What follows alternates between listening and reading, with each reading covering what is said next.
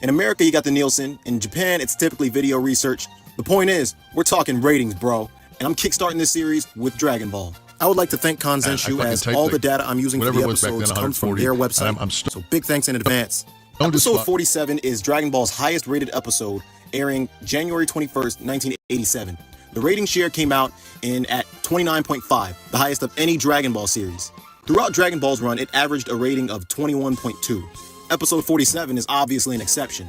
This episode adapted Chapter 71 of Dragon Ball, which was released April 22nd of 1986. This episode was supervised by Mitsuo Shindo of Shindo Pro and directed by Yuji Endo. Here's an episode recap for you. After beating two Red Ribbon Army perverts, Goku and Bulma head to Kame Sennin's place to get a submarine to search for the next Dragon Ball buried deep within the ocean. Goku and Bulma have to wait for Kuririn or Krillin and Lunch to show up back to the house after using the submarine to go get some food. During the wait, Kame Sennin uses a microband that Bulma gave him in exchange for a sub in his perverted plan to see Bulma use the bathroom and Lunch take a shower.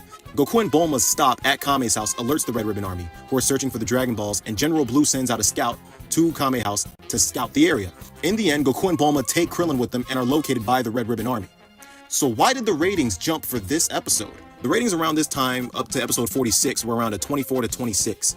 Then in episode 47, they jumped to a 29.5. And after this episode, they stayed around a 27 to 28 into episode 50. But why would they jump specifically for this episode? One of the reasons is definitely that a lot of Dragon Ball viewers had to have been excited to see their favorite characters come back, like the Muten Roshi and Kuririn, or Krillin and Lunch and the Turtle, Umigame. And after seeing the episode preview for episode 47 in episode 46, they must have been super hyped to see these characters return.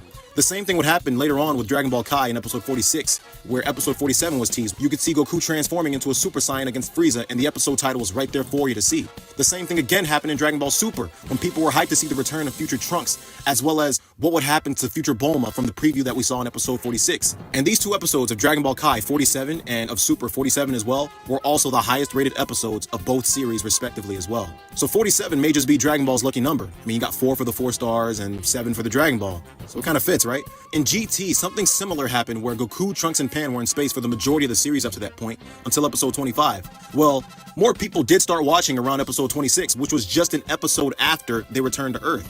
So much like with Dragon Ball here, people wanted to see their favorite characters return to the story in GT as well.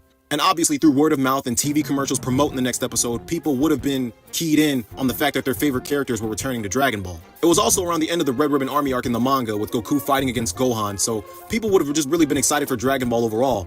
Plus, it's the winter, it's January in 1987. Not many people are going outside like that, you know? And that was the highest rated episode of Dragon Ball.